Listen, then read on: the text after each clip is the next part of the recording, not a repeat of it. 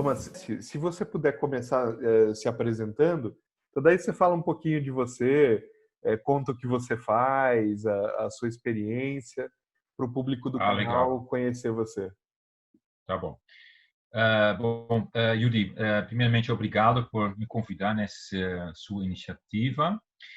Claro. Meu nome é Thomas, hoje eu trabalho na UPS, na parte de desenvolvimento de vendas, de contas, e trabalhei antes em outros freight forwarders, outros agentes de carga e empresas de transporte. Eu queria conversar um pouquinho sobre o segmento healthcare, né, o segmento de saúde. Hoje eu trabalho bastante nesse segmento porque a UPS, inclusive, tem uma proposição muito boa para esse segmento, para atender os clientes do segmento healthcare. E aí, o primeiro slide mostra da forma que os agentes de cargas, os transportadores e o mundo logístico enxerga esse segmento, né, esse mercado. Você consegue enxergar tudo bem, Yuri? Sim, sim, tá perfeito. Tá. Então, primeiramente, você tem uma divisão em dois segmentos diferentes. Você tem o segmento clínico, está tudo em inglês, mas eu traduzo, eu acho que a maioria das pessoas fala inglês normalmente, né? Mas, primeiro segmento, clinical research, né? Pesquisa clínica, e a parte pharma, né? É o primeiro segmento. Aí você pode dividir em clinical express, né, que seria, na verdade, o transporte de material biológico na fase de pesquisa clínica, né, e você pode fazer uma divisão pharma, biotech. Aí você fala das empresas farmacêuticas e de biotecnologia que produzem né, medicamentos, produto acabado, medicamentos sintéticos e medicamentos de biotecnologia. E aí, para esses subsetores, para esses subsegmentos, você ainda pode fazer uma divisão em termos de fluxos, né? Porque a gente agora está vendo o mundo logístico, né? E estamos falando sobre quais fluxos essas empresas, esses tipos de empresas necessitam. Então, para a parte de pesquisa clínica, você pode transportar material biológico, ou seja, amostras biológicas, né? Que na verdade que é material humano, muitas vezes é sangue, pode ser urina, pode ser outro material humano que é utilizado em pesquisa clínica. Você pode falar também de investigational drugs, que são medicamentos de teste. Esse tipo de medicamentos são medicamentos que não foram lançados ainda no mercado, que você não pode comprar nas farmácias, mas esses medicamentos estão sendo utilizados em pesquisa clínica. E como terceiro fluxo, você tem os kits, né, os kits, investigator kits, que são os kits que são utilizados na pesquisa clínica. Muitas vezes é simplesmente uma seringa, um reagente, um tubinho para você receber sangue e urina. E esse material ela é utilizado nos hospitais, nos centros de investigação. E aí o fluxo de pharma biotech, obviamente você está falando de transporte de medicamentos acabados, né? E aí as regiões, obviamente, estamos falando do mundo inteiro. Existem fluxos de importação, exportação aérea, marítima, nacional, e também todos os modais estão sendo utilizados nesse segmento, tanto aéreo quanto marítimo quanto rodoviário. Então essa é uma descrição do fluxo do primeiro segmento. Yuri, você acha que, né, deveria entrar, sei lá, em detalhe de alguns desses fluxos? Você que sabe, Thomas. Eu só tenho uma dúvida, e acho que é Aham. uma dúvida que vai ser geral. O que eu me lembro desse mercado, muitos dos princípios ativos eram importados pelas empresas farmacêuticas aqui no Brasil, né? Então, praticamente todas as empresas farmacêuticas importavam um ou mais princípios ativos. A gente tem também fluxo de exportação nesse segmento do Brasil para outros países ou não, Thomas? Tem também, Yudi. Você tem, e tanto na parte de pesquisa clínica, você tem fluxos de importação e exportação. Por exemplo, na parte de pesquisa clínica, você tem que imaginar que, por exemplo, vamos supor, uma amostra biológica, ela precisa ser analisado num laboratório. Existem aqui no Brasil laboratórios que podem fazer análise. Então, vamos dizer, a empresa que conduz a pesquisa clínica, ela não precisa fazer a exportação dessas amostras, ela consegue fazer análise clínica aqui no Brasil, mas existem casos específicos onde não tem a capacidade técnica aqui no Brasil e essas amostras são exportados para laboratórios nos Estados Unidos, Europa, ou talvez dentro da América Latina. Mas a parte de importação que você comentou também existe na parte de pesquisa clínica. Muitas vezes, os kits de coleta são importados. Muitas vezes existem laboratórios que têm a sede deles, por exemplo, em Argentina ou então na América do Norte. E aí eles, né, a empresa que conduz a pesquisa clínica aqui no Brasil, ela precisa importar esses kits para poder utilizar na coleta do material biológico.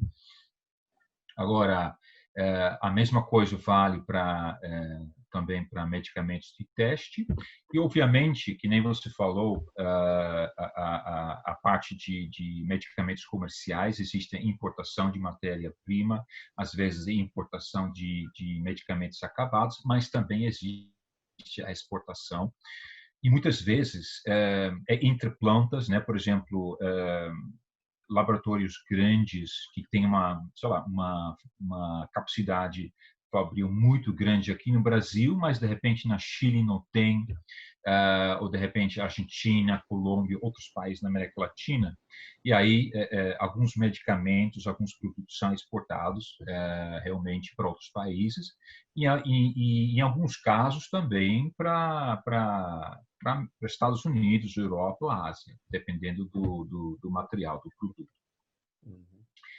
Beleza, então, segundo segmento, que se chama em inglês MedTech, Medical Devices, Medical Equipment, né? Na verdade é o segmento de aparelhos médicos, suplementos médicos, né? Onde você também pode fazer uma Os divisão. famosos respiradores entram nessa categoria aí, né? Exatamente, exatamente. Aí você tem né, esse tipo de material que é bastante relevante nesse contexto do Covid. E aí você pode fazer uma divisão também em medical devices, medical equipment, diagnósticos, e se você olha para os fluxos, né, logísticos, cadeia de suprimentos, você vê a parte de material acabado, finished goods, e aftermarket, que são as peças de reposição, como você muito bem sabe, que existe também no segmento automotivo. Uhum. E no segmento medical equipment diagnósticos, você ainda também tem um fluxo de reagentes e produtos de consumo, né, que são produtos que são utilizados em hospitais no uso desses equipamentos, né? E aí, obviamente, você tem fluxos a nível global, você tem a importação, você tem a exportação, você tem a distribuição nacional também para esse segmento. Né, esse slide explica um pouquinho como as empresas de transporte, os agentes de carga enxergam o segmento healthcare e eles identificam vários subsegmentos e vários fluxos. Ok? Sim. Você vê alguma coisa, Yuri, que a gente poderia acrescentar, talvez explicar mais, ou tá claro assim? Não, acho que tá claro esse slide aqui. Legal. O segundo slide explica um pouquinho sobre os players, né? Os players nesse segmento. Você tem vários players nesse segmento, não somente as empresas grandes, as empresas farmacêuticas grandes, né? Que são os mais conhecidos, né? Você tem os pharmaceutical companies, que todo mundo conhece, como, por exemplo, Bayer, Lilly, Novartis, Pfizer, Merck, entre outros. Né? Essas empresas, eles normalmente focam na produção, desenvolvimento e produção de medicamentos sintéticos, né? São os medicamentos comuns que a gente utiliza, que a gente compra nas farmácias. Né? E porém, essas empresas também são os sponsors, né, da toda a operação de pesquisa clínica. Né? Eles que são os mais interessados em fazer uma pesquisa clínica para poder desenvolver uma nova substância e depois de passar pelas 4 fases da pesquisa clínica, lançar um novo produto no mercado. A parte de biopharmaceutical companies são as empresas de biotecnologia, né? Na verdade, a diferença entre um medicamento sintético e um medicamento de biotecnologia é que os medicamentos de biotecnologia têm como base material natural, né? Muitas vezes são proteínas, material de animais, e eles agem de forma mais específicos, são produzidos na maioria das vezes em quantidades menores, e muitas vezes esses produtos são mais caros e também requer um tratamento na cadeia logística diferenciado. Muitas vezes eles precisam ser transportados com temperatura controlada, etc. Então, você tem nos principais players essa divisão. A terceira, eu diria que são as CROs, né, que são os Contract Research Organizations, que são as empresas que são contratados, na maioria das vezes, pelos laboratórios, né, pelo Bayer, pelo Novartis, pelo Amgen, para fazer toda a parte operacional da pesquisa clínica. Né? Então, os principais players são, por exemplo, Quintiles, PPD, Icon, Paraxel, MPS. Algumas dessas empresas se fusaram, foram comprados, mas essas empresas são extremamente importantes e eles estão atuando, né, nessa primeira, né, se eu volto no slide, nesse fluxo, obviamente, né, de pesquisa clínica. E o que eles fazem? Eles fazem toda a parte de enrolamento de pacientes que vão participar numa pesquisa clínica. Muitas vezes eles buscam uma variedade de pessoas, de raças diferentes para poder participar num estudo clínico. Brasil, para isso, é um local, é um país muito bom, né? Porque aqui tem várias raças, várias, né, pessoas diferentes que podem participar no estudo clínico. Então, eles fazem essa parte de seleção, eles também fazem a parte de coleta, eles identificam os centros de pesquisa, os hospitais onde a coleta, né, do material humano vai acontecer. E também fazem uma análise clínica, né? Então, eles também são responsáveis pela coleta e depois a parte logística de envios do material humano para análise clínica e também as análises dos resultados. Então, essa terceira, vamos dizer, terceira área é muito importante também, porque não se pode lançar um produto no mercado antes de fazer toda essa fase de pesquisa clínica. E é um período, né, uma fase que demora muito tempo, às vezes 10 anos ou mais. Agora, nessa situação do Covid, para achar uma vacina contra o Covid, as empresas estão acelerando esse processo, mas é muito difícil, assim, fazer passar por todas essas fases num tempo mais curto, né? Eu acho que quem era Agora, leigo não fazia ideia do tamanho desse trabalho, do tamanho desse business, né, o Thomas? E agora, tá. com a pandemia e vendo essa corrida das vacinas, e vendo que tem várias etapas de teste, né, as pessoas estão se familiarizando um pouco mais com isso, né? É verdade. Não era algo que era de conhecimento público, as pessoas não tinham essa noção, né? Muita Não gente tinha, né? achava que Porque você vai para a farmácia, aí você compra o seu medicamento é, e você pensa, bom, os caras, né, as empresas farmacêuticas têm uma planta, uma fábrica, produzem, só que ninguém realmente pensa, mas qual era a fase anterior a isso, né? Porque realmente, para você descobrir uma substância ativa nova para uma determinada doença, né, é muito difícil, né? Requer muito investimento, requer muito esforço e requer muito tempo, né? Agora está sendo um pouquinho mais discutido na atualidade, né? Por causa do Covid. sim.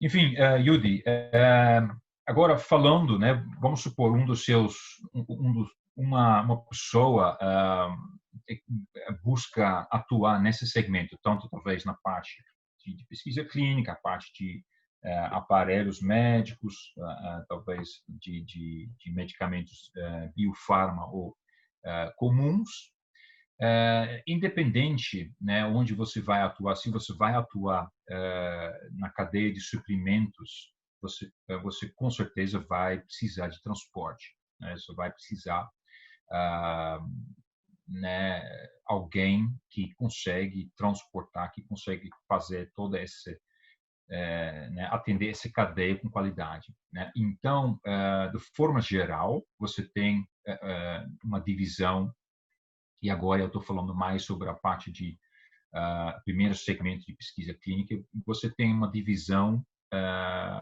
entre dois grupos. Você tem os especialistas, né? Especialistas são empresas muitas vezes um pouquinho menores, que focam somente, exclusivamente no transporte para atender esse primeiro segmento de pesquisa clínica. Eles têm toda uma infraestrutura de armazenagem, né, de material e de embalagem, vamos supor, thermobox, por exemplo, um thermobox vai um container, que na verdade é uma geladeira que você liga na tomada dentro do avião, ou outros tipos de embalagens para poder atender, transportar material humano, ou então medicação de teste ou medicação de biotecnologia, que requer uma temperatura controlada durante todo o transporte. E aí você realmente está falando de empresas como o Courier, o Casa, que no caso é uma empresa argentina, Marken, é uma empresa que foi recentemente adquirida pela UPS, Quickstat, eu acho que faz tempo faz parte do grupo KN, mas essas empresas, eles têm pessoas treinadas, eles têm uma infraestrutura toda equipada, eles atuam de acordo com as licenças, as exigências, né, locais dos órgãos de saúde. Então, eles estão totalmente preparados para atender esses fluxos críticos, né? Eles estão com maior market share nesse segmento, vamos dizer, de pesquisa clínica, mas também tem os integrators, né? Os integrators são as empresas maiores e maioria das vezes muito conhecidos também pelo público, né? DHL, FedEx, TNT no caso, UPS, existem outros. E eles, dentro da estrutura grande que eles têm, muitas vezes essas empresas atendem todos os modais, tanto aéreo, marítimo, distribuição, serviços logísticos. Eles, dentro dessa estrutura grande, eles também têm uma divisão, né, para atender esse segmento de pesquisa clínica. É uma divisão separada, parecido com os specialists, né? E essas empresas muitas vezes conseguem utilizar a estrutura grande que eles possuem, né? Por exemplo, o UPS tem uma frota muito grande de aeronaves próprios, o DHL também, FedEx também, obviamente. E aí eles conseguem conseguem ter algumas vantagens, né? Muitas vezes. Então, nesse segmento de pesquisa clínica, você tem esses dois principais players. Agora, voltando para o segmento de biotecnologia e medicamentos comuns, você consegue também olhar para os integrators, para as empresas, por exemplo, como DHL, FedEx, UPS, mas também os freight forwarders comuns, né, como, por exemplo, KN, DB Schenker, Expedites, entre outros, que também conseguem atender esse fluxo de medicamentos acabados, tanto no marítimo quanto no aéreo, muito bem. Tá? Então, Yudi, você acha que deveria entrar em algum aspecto, talvez, mais Eu acho que detalhado? você poderia explicar um pouquinho mais sobre as licenças, Thomas. Você citou um pouquinho sobre as licenças locais, né? Deve ser a Anvisa que você tá falando. Se você pudesse entrar um pouquinho mais no detalhe das licenças que são necessárias para o transporte, seria legal. Bom, eu não sou um expert nessa área de licenças, mas eu posso comentar um pouquinho sobre isso. Realmente, por exemplo, olhando no Brasil, para poder operar ou transportar medicamentos ou armazenar medicamentos, você precisa de licenças da Anvisa, tanto locais quanto nacionais. E você também precisa ter um técnico local. Por exemplo, vamos supor que você tem um armazém aqui em São Paulo, onde você gostaria de armazenar medicamentos, você precisa ter um técnico local. É um farmacêutico, né? Um farmacêutico, Isso. exatamente, um farmacêutico. Você precisa ter as licenças locais, você precisa ter a licença nacional, e para poder transportar você precisa também essas licenças. O transportador terrestre precisa também ter o registro na NTT. O transportador que for fazer aéreo deve ser um registro na ANAC, né, Thomas? Bom, eu não posso confirmar isso. É, Eu não sei exatamente, eu não conheço esses detalhes, infelizmente, Yuri, mas, claro. né, por exemplo, quando você tem um armazém e você armazena medicamentos e depois transporta, você precisa, né, as licenças da Anvisa para poder operar.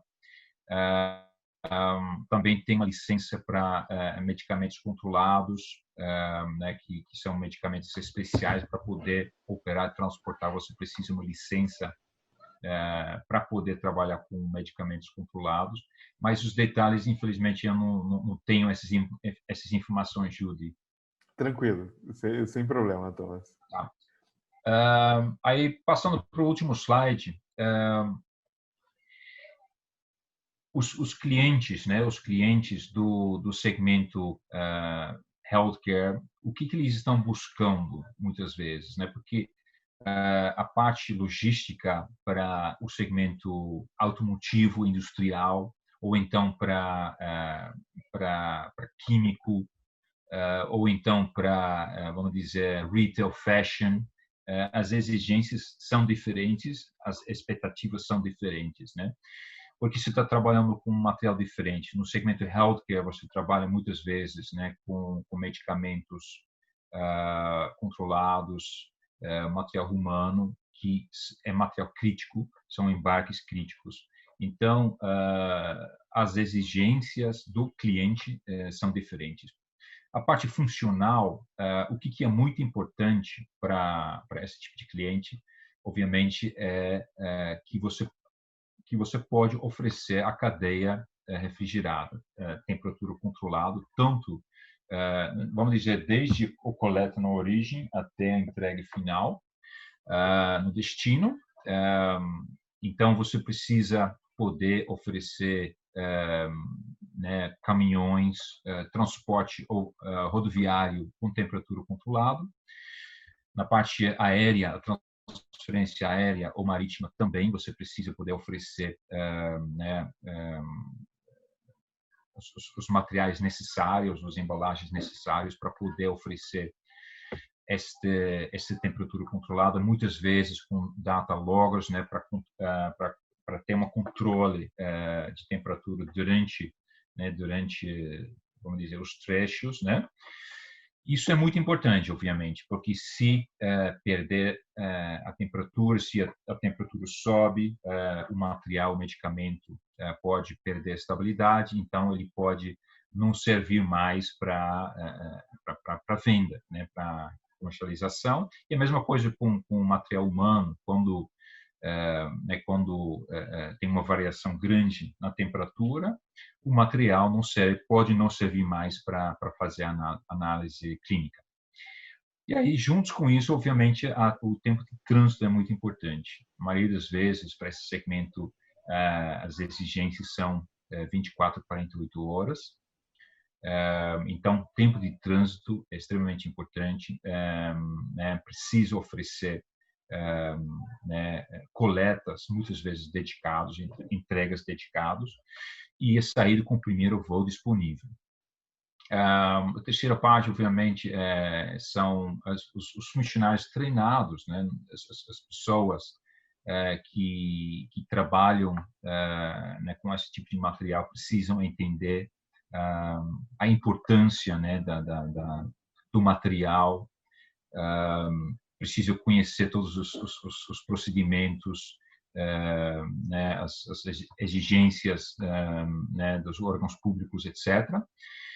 As empresas precisam poder, quarto ponto, poder oferecer assistência regulatória, né, muitas vezes o cliente precisa ajuda na documentação, né, então isso é muito importante para atuar nesse segmento. E, obviamente, como eu já mencionei, a parte de embalagem é extremamente importante. Você precisa ter soluções diferentes, às vezes simplesmente uma caixa de isopor onde você faz abastecimento com gelo seco, mas também, às vezes, equipamentos maiores, por exemplo, um Envirotainer, que você pode alugar, que você pode utilizar né, durante o transporte aéreo, ou então containers refrigerados no transporte marítimo. Uhum. Serviços porto a porto, né? Muitas vezes o seu cliente realmente não quer ter o serviço próprio de buscar no porto, no aeroporto, ele quer que você entrega, coleta na origem, no cliente dele e entrega na porta, no destino final. Interessante ver que o preço, né, muitas vezes não é tão importante. A gente sabe, né, Yudi, você também, que não importa onde você atua, em qual segmento, o preço sempre é muito importante, mas pode ter um peso um pouco menor comparado com outros setores né, no segmento healthcare. Pela complexidade e responsabilidade desse tipo de transporte, né, Tomás? Exatamente. Você não pode... Humano, né, remédios, medicamentos, material biológico, realmente a responsabilidade é do transportador tem que ser muito maior, né? Você não pode simplesmente optar pelo preço mais baixo, sem saber o que está por trás, né? Você precisa realmente ter a confiança, ter certeza de que o seu provedor consegue realmente trabalhar com esse tipo de material, que tem experiência com isso. E a parte emocional, né? Obviamente, reliability, né? Que você consegue confiar no seu provedor, né? Que ele tenha, que ele tenha experiência, ele tem um nome, ele tem um know-how dentro do segmento. A parte de serviço e flexibilidade, né? Porque muitas vezes acontece um imprevisto, né? E aí precisa um plano de contingência, precisa a flexibilidade do seu provedor para resolver o problema, porque o material não pode perder o tempo de trânsito. Então, o seu provedor precisa trazer soluções, precisa ter um plano de contingência, né, para garantir o que foi acordado no transporte. O terceiro ponto, obviamente, a imagem, a experiência, porque isso também é importante para os clientes do seu cliente, né? Muitas vezes, quando né, você trabalha, por exemplo, com um CRO, um Contract Research Organization, né, essa empresa também está preocupado com o seu cliente, que é a indústria farmacêutica, né? Ele gostaria realmente de trabalhar com uma empresa que tem uma imagem forte, que tem experiência tanto nacional quanto internacional, para poder, né, dar tranquilidade para o seu próprio cliente também. Response time, obviamente, a resposta, a agilidade em casos de contingência, e a consistência nível global, né? Muitas vezes essas empresas gostam de trabalhar com uma empresa que tem um footprint não somente aqui no Brasil, mas, por exemplo, na América Latina como toda, ou então nível global, porque o transporte né, tem os origens na Ásia, na Europa, nos Estados Unidos. Então, eles preferem trabalhar com um player que realmente consegue, que tem cobertura nível global. Consegue fazer de ponta a ponta, né? Exatamente, exatamente. Então, Yudi, esse foram os 3 slides que eu gostaria de compartilhar com você. Né, é apenas vamos dizer, o tip of the iceberg, né? Tem muitas coisas por trás, né, nesse segmento, né? E também tem muitos detalhes, que nem você perguntou sobre a parte de licenças, né? Isso é uma coisa que realmente precisa trazer uma especialista, talvez uma consultoria, para, se você quiser atuar, realmente vale a pena trazer uma consultoria para verificar o que é necessário para você poder atuar. E também nessa questão de licenças tem muitas atualizações também, né? Sim, a legislação muda de tempos em tempos, né? Exatamente, muda o tempo todo. Antigamente, por exemplo, você não precisava dentro do caminhão, por exemplo, uma data logger, né, monitoramento de temperatura. Hoje você já precisa, e tem as exigências, eles mudam o tempo todo e sempre na direção de ser mais rigoroso, né? Sim, sim. Thomas, se você puder explicar para o público do canal só um conceito que você repetiu várias vezes, que é o de freight forwarder. Então, o que é o freight forwarder e o que faz? Qual que é o serviço que é prestado pelo freight forwarder? Tá. Bom, o freight forwarder, ele, se você traduz freight forwarder em português, agente de carga, agenciamento de carga, né? Uhum. O freight forwarder, ele na verdade é um intermediário entre as empresas que possuem o meio de transporte. Vamos supor, a maioria dos freight forwarders, eles não possuem aeronaves. eles não possuem navios e muitas vezes eles também não possuem caminhões, né? Alguns sim, obviamente, porque sempre tem a integração, né? Sempre tem esse movimento de fazer uma integração vertical. Mas, em princípio, o freight forwarder ele é um intermediário. Então, vamos supor, no segmento healthcare,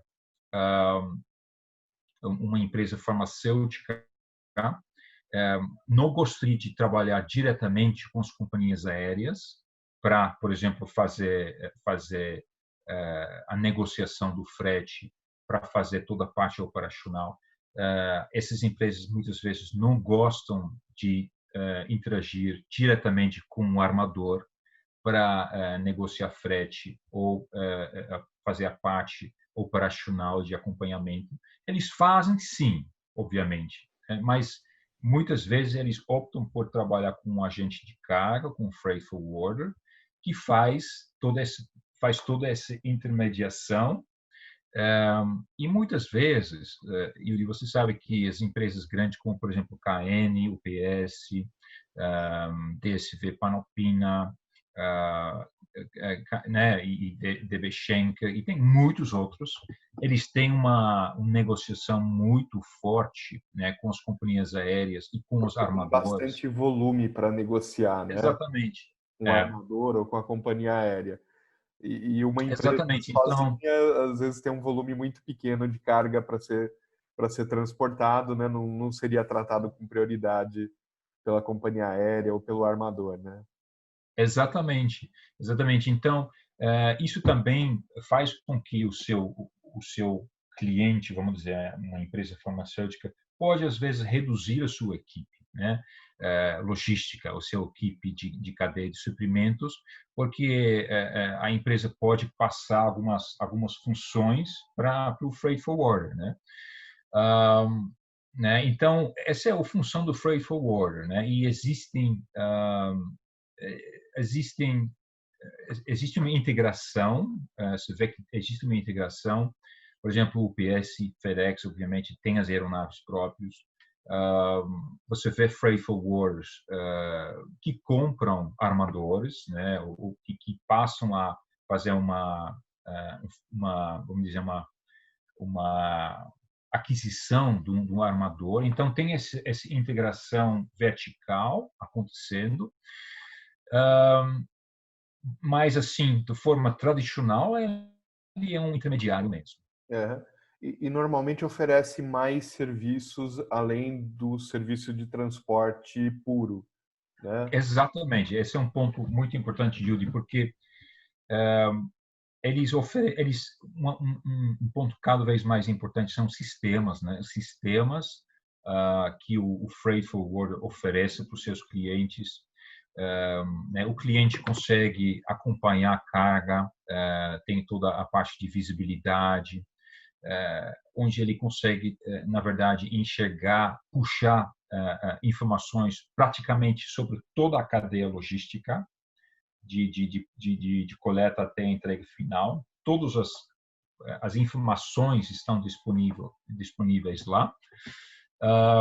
Né? E também, muitas vezes, uma gestor de contas dedicado, uma equipe de vendas, uma equipe operacional que consegue atender as necessidades do cliente. Então, tem um valor agregado em comparação, muitas vezes, com as empresas que têm os assets, né? Que têm os aviões, que têm os navios.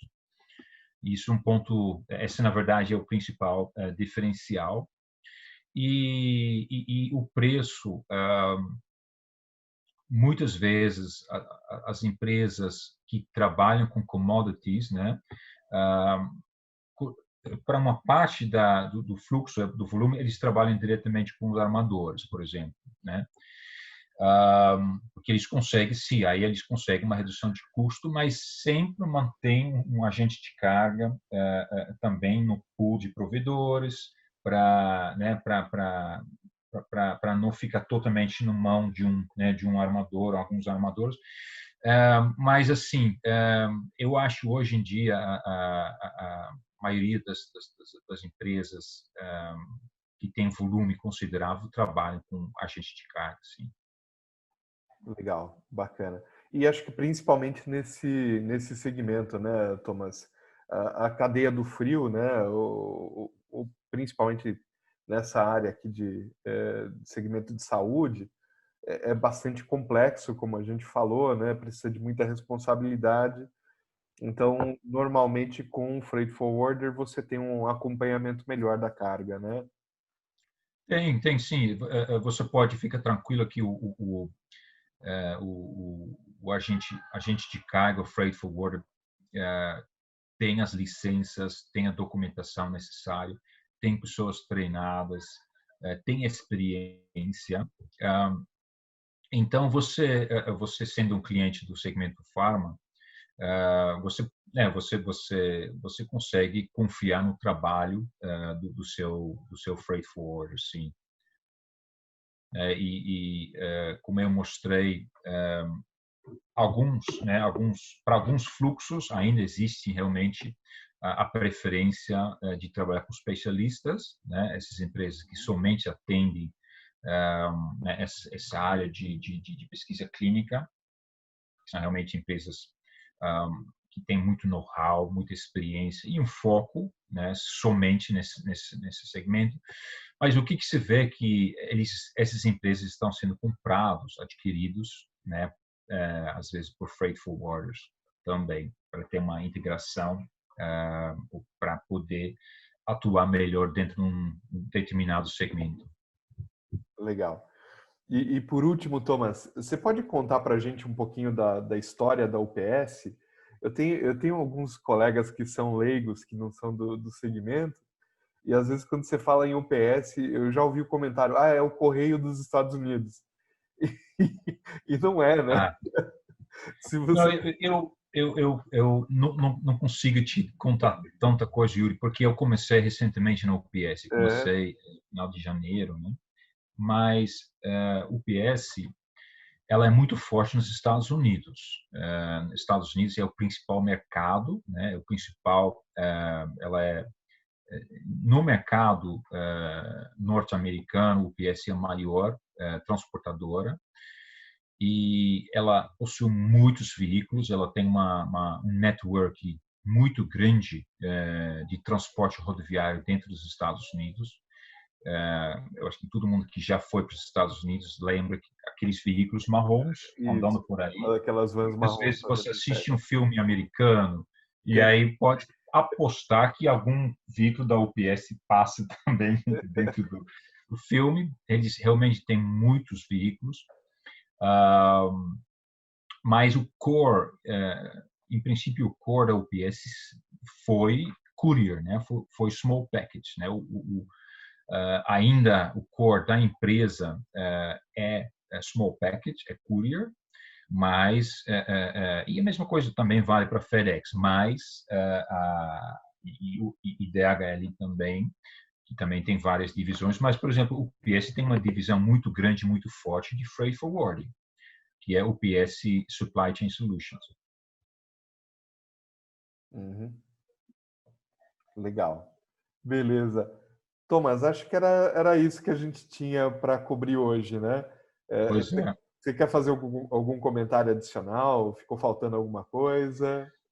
Não, é isso. Eu espero que, de repente, pode ajudar alguém, né, tirar algumas dúvidas. Eu fico à Tá? disposição, né, se alguém quer tirar alguma dúvida comigo, comentar alguma coisa comigo. Eu não sou um expert, né, eu conheço o mercado, trabalho no mercado, mas existem muitos detalhes, uma parte técnica bastante detalhado que realmente para isso eu sugiro talvez contratar uma consultoria ou talvez falar com um especialista, mas o meu objetivo era mais né, dar uma visão geral desse segmento de healthcare, que eu acredito que é muito importante, e mais ainda hoje nesse contexto do Covid, e um segmento interessante também para atuar, porque se vê, Yuri, que em tempos de crise, né, muitas vezes o segmento healthcare sofre menos, porque as pessoas vão continuar comprando, precisando de medicamentos, vão continuar indo para as farmácias. Essa demanda não para e às vezes em tempos de crise até aumenta, né? Então na verdade é um segmento até bom e bastante estável para você de repente atuar ou abrir uma empresa para atender alguma demanda nesse segmento. Legal, beleza. Thomas, é isso então. Eu não vou segurar mais você, que eu sei que também o seu tempo aí é precioso. A gente fez de 1 horinha, né? Foi Sim, bom. Sim. com certeza. Thomas, muito Legal. obrigado pela participação.